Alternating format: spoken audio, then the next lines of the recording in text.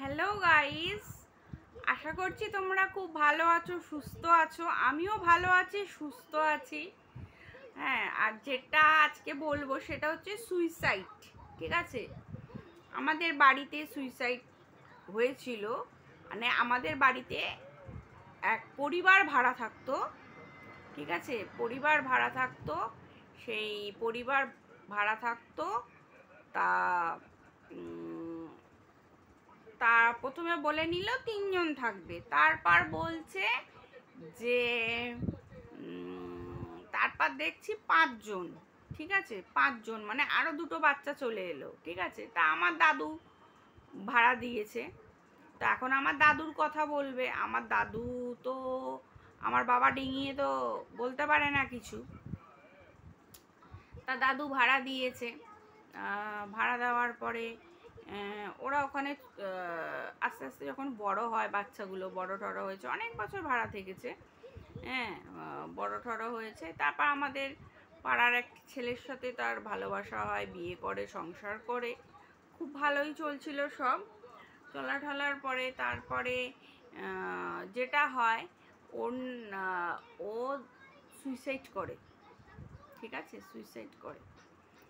হঠাৎ একদিন সকালবেলায় দরজাটা বন্ধ, ঠিক আছে, ভিতর দিয়ে লক করা। তা পাশে একজন মানে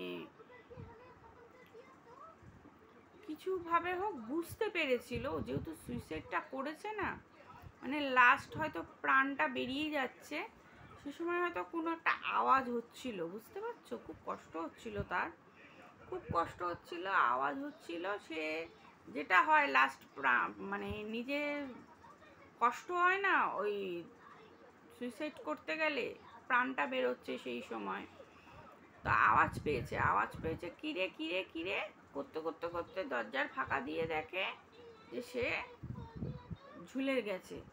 ঠিক আছে, ঝুলে সুইসাইড করে নিয়েছে মেয়েটি। তারপর তো পাড়ার আশেপাশে সবাই এসে দরজা ভাঙলো। দরজা ভাঙে দেখে ওরকম মারা গেছে।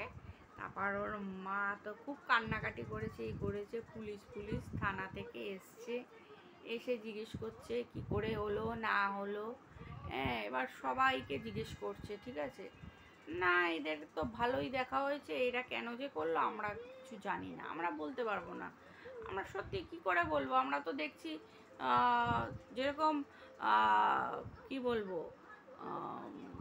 ভালোবাসা করলে যেরকম হয়, ঠিক আছে, হাসি ঠাট্টা মজা, হ্যাঁ, ইয়ার্কি মারা, কত সুন্দরভাবে চলছিল। হঠাৎ কি হলো আমার মানে মাথার বাইরে।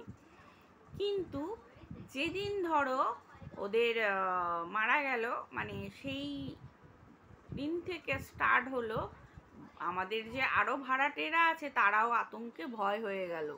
কারণ আতঙ্ক তো ভয় হয়ে গেল, তারা আর বেরোচ্ছিল না ঘর থেকে। বুঝতে পারছো? ঘর থেকে বেরোচ্ছিল না। কিন্তু হ্যাঁ, একটা কথাই বলবো, ঘর থেকে বেরোচ্ছিল না ঠিকই। সব 4টের মধ্যে যে যার কাজকর্ম করে নিচ্ছে, আর বেরোচ্ছে না। আর সকাল হলে তাদেরকে দেখা যাচ্ছে, বুঝতে পারছো? এবার দেখা যাচ্ছে ওইভাবে থাকতো থাকতো কিছুজন তো চলেই গেল, আবার অন্য ভাড়াটে এলো। এবার যখনই শুনছে এখানে একটি মেয়ে হচ্ছে, একটি গৃহবধূ আত্মহত্যা করেছে, বুঝতেই পারছো, আত্মহত্যা করছে। তা কী করবে? তা ওই ওই আমাদের দাদুর বাড়িতেই তার শ্রাদ্ধ শান্তি যা হওয়ার ওই দাদুর বাড়িতেই হলো। ঠিক আছে, তার ভাই করেছে। দিদি যেহেতু ওরকম হয়েছে দিদির, বুঝতে পারছো, দিদি হয়তো দিদি ওরকম দিয়েছে, তা ভাই করলো। ঠিক আছে, ভাই মানে কাকার ছেলে। ঠিক আছে, তা কড়া ঠরা হয়ে গেছে। এবার ঠিক রাত 10টা হতো যখন, তখন কিন্তু কি বলবো, তখন আমাদের বাড়ি থেকে ওই বাড়িতে মেয়েটি যাচ্ছে, সবাই দেখেছে। আমি শুধু বাদ গেছি, আমি দেখিনি। আমার দিদি দেখেছে, 2 দিদি দেখেছে, মামিরা দেখেছে। ঠিক আছে, তারপর আমার মা দেখেছে। ঠিক আছে, আমার মা দেখেছে যখন, আমি বিশ্বাস করিনি, আমি দূর তুমি কি যে বলো না, এইসব কখনো হয় নাকি যে মানুষ চলে গেলে আবার আসে ঠাসে, এটা হয় নাকি? কিন্তু হচ্ছে গিয়ে আমার মা দেখেছে, তারপর দেখছে আমার দিদিরা দেখছে, ঠিক আছে, রাত্রির 10টা বাজে, হ্যাঁ দিদিরা দেখছে, বলে এ বাড়ি থেকে ও বাড়ি যাচ্ছে, রাত 10টায় মেয়েটা এ বাড়ি থেকে ও বাড়ি চলে যেত, জানো। আর ওদের বাড়িতে একজন কাকিমা আছে, খুব ভালো, তাকে নাম ধরে ধরে ডাকতো, ঠিক আছে, নাম ধরে ডাকতো, আর কান্না করতো, কান্নার আওয়াজ, যেরকমভাবে কাঁদে আর কি, সেরকমভাবে কান্নার আওয়াজ পেত। তা ওরা চুপচাপ থাকতো। ওখান থেকে যখন ওরা ফ্ল্যাট দেবে সেখানেও চলে গেল, সেখানেও নাকি উনি শুনতে পেত, ঠিক আছে, উনি শুনতে পেত যে ধরো ডাকছে। আর আমার দিদিরা তো দেখেছে, মানে আমার ধরো তো সেই সময় আমি বলি, আমার একটা ফ্রেন্ড, মানে কি বলবো, আমরা ছোট থেকে বড় হয়েছি, সেখানে আমার ফ্রেন্ডের বিয়ে ছিল, ঠিক আছে, আমরা তো ফ্রেন্ডের বিয়েতে গেছি। আমি যখন আসলাম, ঢুকলাম 9:30 বাজে, 9:30 9:45 বাজে, বাড়িতে ঢুকে গেলাম নর্মালি, আমি দেখতে পেলাম না, আমার দিদিরা দেখেছে। দিদি বলছে এই জল ফেললাম, হ্যাঁ আমাকে বলছে, হ্যাঁ বলে বোন বোন, আমি কি হলো রে ভাই বোন বোন, হঠাৎ তুই এরকম রিয়াক্ট করছিস কেন? বলে এক্ষুনি তোদের এইখান থেকে এই বাড়ি গেল। আমার দিদি দেখেছে, মামিরা দেখেছে, সবাই দেখেছে, মানে কি বলবো তোমাকে, কান্নার আওয়াজও পায়, ঠিক আছে, হ্যাঁ কান্নার আওয়াজও পায়, বুঝতে পারছো, মানে যাদের বাড়ির বউ ছিল তারা আর কি কান্নার আওয়াজটা পায়, এখনো নাকি পায়। হ্যাঁ, এবার শোনা কথা, আমি ঠিক জানি না, আমার মামিদের সাথে যেহেতু কথা টথা বলতো, তো সেই হিসাবেই আমি তোমাদেরকে বলছি, মানে কান্নার আওয়াজটা আসে, ঠিক আছে।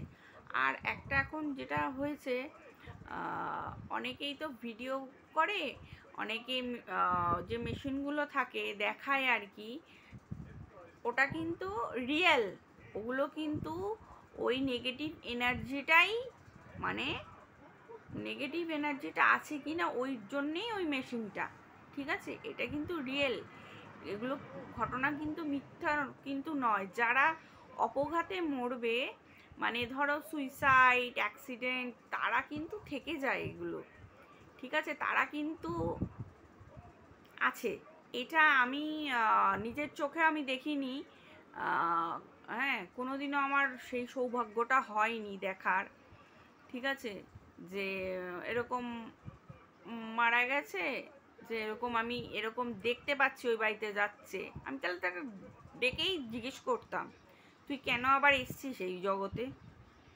কত কষ্ট পেয়েছিস বলতো মরেছিস যখন, তুই সেখানে আবার ফিরে এসেছিস, তুই বেঁচে থাকতিস, বেঁচে থেকে তুই এগুলো করতিস, তোর এমন কি হলো, এমন কি সেন্টিমেন্ট ছিল তোর?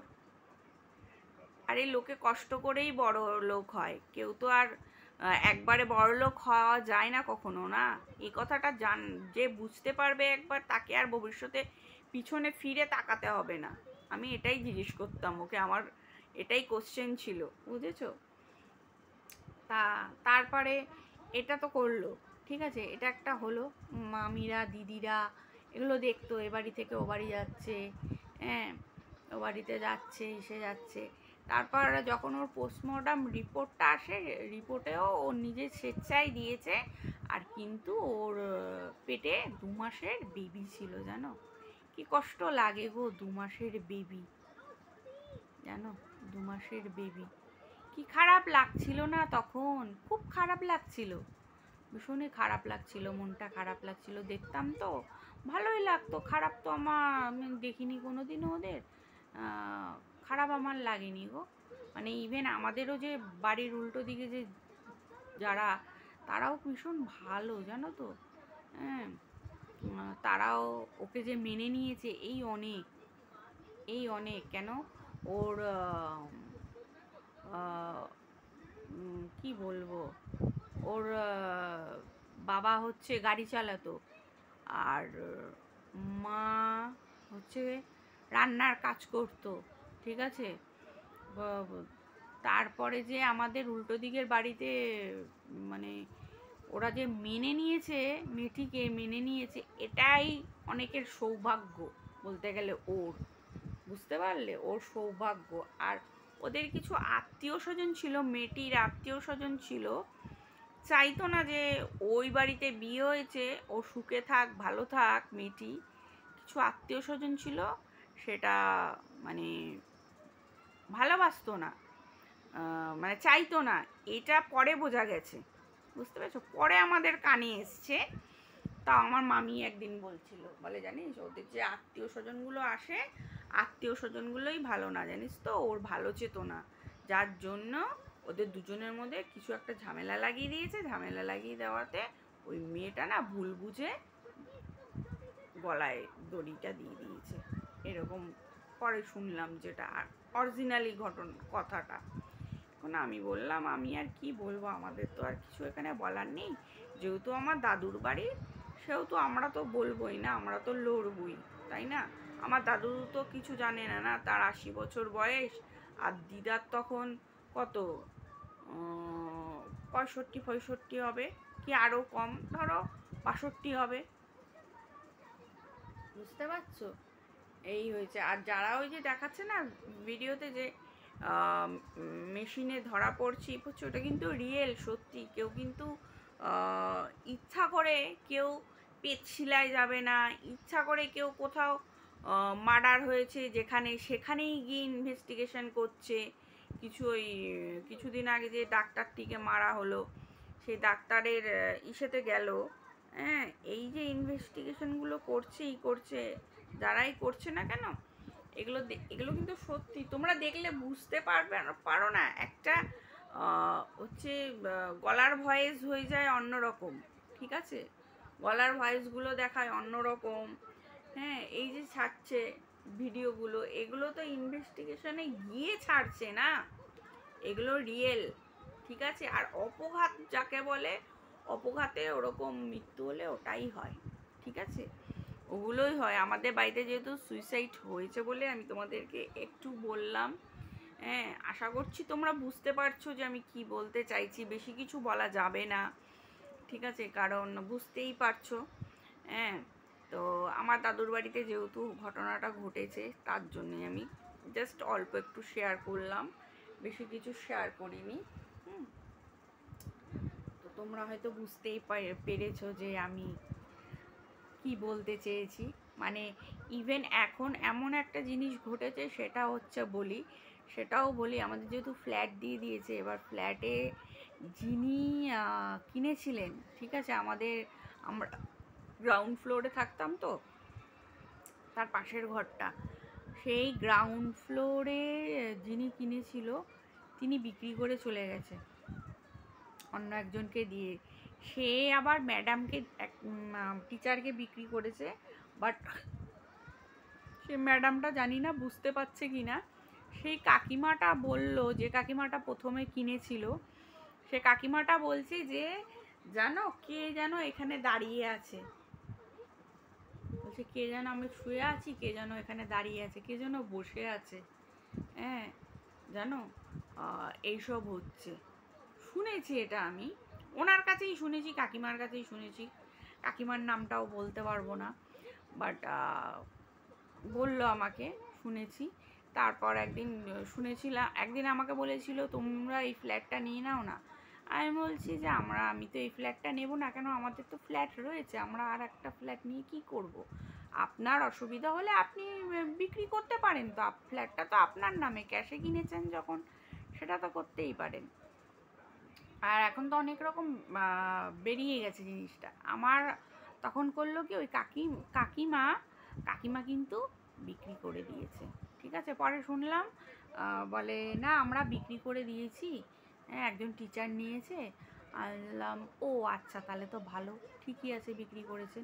তখন আমি কাকিমাকে বললাম, তুমি যে মানে বুঝতে পেরেছিলে যে ওকে দেখতে পাচ্ছ, মেয়েটাকে, কে যেন দাঁড়িয়ে আছে, কে যেন বসে আছে, ওগুলো জানিয়েছিলে? বলে না। আমি যে এরপরে যদি ওর সঙ্গে রিয়েকশন হয়, ও তো তোমায় ধরবে, তখন তো তোমার ওই ফ্ল্যাটটা নিতেই হবে, তখন তো তুমি বাদ যাবে না। হ্যাঁ, তখন বলে কি কি বলছো তুমি, তুমি এই কথাগুলো বলো না, যেন না হয় ওনার সাথে। আমি বলছি তুমি যখন দেখেছো ঘটনাটা ঘটবেই ওনার সাথে, উনি হয়তো ফিল করছে কাউকে বলতে পারছে না, হয়তো দেখবে এবার ওই ওই টিচারটাও বিক্রি করে চলে যাবে। আমি যেটা বুঝতে পারছি ওই টিচারও বিক্রি করে চলে যাবে। টিচারটা যখন শুনবে না যে এই বাড়িতে সুইসাইড হয়েছিল, কেউ থাকবে? তোমাদের কি মনে হয় তোমরা থাকবে? হ্যাঁ, ও আমাদের আরো যে ভাড়াটে ছিল তারাই থাকছে না, তারাই বাড়িতে থাকছে না। আরো যে ভাড়াটে ছিল, ভাড়াটেগুলো তারাই বাড়িতে থাকছে না। তাহলে তুমি বলো, ওই যে টিচারকে বিক্রি করেছে ওই টিচারের সঙ্গে যদি ঘটনা ঘটে, সাপোজ ধরো আমি এই বাড়িটায় আছি, যখন এখন ভিডিও করছি সেখানে আমি আছি, এবার আমি বুঝতে পারছি ফিলিংসে আমার এখানে যেন কেউ যেন একজন দাঁড়িয়ে আছে, বুঝতে পারলাম, আমি কি থাকবো? আমি নিশ্চয়ই আমি বলবো না এই বাড়িতে তো এতদিন এরকম হয়নি, এখন কেন হচ্ছে, তাই না? কে যেন দাঁড়িয়ে আছে, কে যেন, ধরো মহিলাটা শুয়ে আছে, আমার দাদুর বাড়ির কথা বলছি, মহিলাটা শুয়ে আছে দেখছে ওইখানে কে যেন ঝুলছে,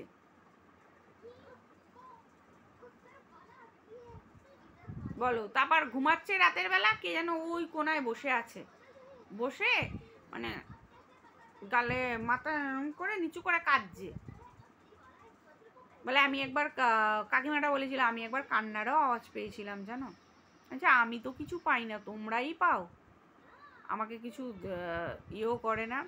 আমাকে বললে আমি বলতাম যে তুই থেকে এখানে যেতিস, তুই শুধু শুধু গিয়ে কাঁদছিস, ই করছিস, কষ্ট করে বেড়াচ্ছিস, কি দরকার ছিল, এটাই বলতাম, আর কিছু বলতাম না। ছোট বোনের মতন তো, ওটাই আর কি, আর কিছু না। বুঝতে পারলে? মানে কি বলবো, এখনো আছে, সবাই থাকে, কিন্তু ওই নিচের ফ্লোরটা যে আছে আমাদের ঘরের ঠিক পাশেই, আমি কোনো দিন গেলে তোমাদেরকে ওই জায়গাটা দেখাবো, আমার ঘরটাও দেখাবো, প্লাস আমি কি বলবো, আমি এটাও দেখাবো তোমাদেরকে, যেখানে ও সুইসাইড করেছিল, ঠিক আছে, ঘরটায় দেখাবো যদি ভিডিও করার পারমিশন পাই। বুঝতে পারলে? মানে খুবই, মানে যারা ভিডিও করে না তাদেরকে উল্টোপাল্টা কিছু বলো না, তারা ইনভেস্টিগেশন করতে যায় কিন্তু গিয়েই ওখান থেকে সব কিছু বলে ঠলে মানে করে ওগুলো, ঠিক আছে। হ্যাঁ, দেখতে পায় এগুলো, এগুলো কিন্তু আছে, এগুলো নিয়ে রিসার্চ করে পড়াশোনা করে আছে। এটুকুই বলার ছিল। তো চলো, নেক্সট ভিডিওতে দেখা হচ্ছে, বাই, টাটা।